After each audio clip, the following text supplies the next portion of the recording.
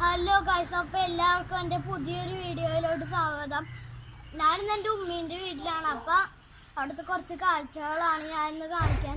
താരം പതിപ്പിച്ച കൂടാരം, രാവിൽ നിലാവിൻ്റെ പൂരം, ചോലകളും കുയിലാളും പാടും താഴ്വാരം, എല്ലാം നമുക്കിന്ന് സ്വന്തം.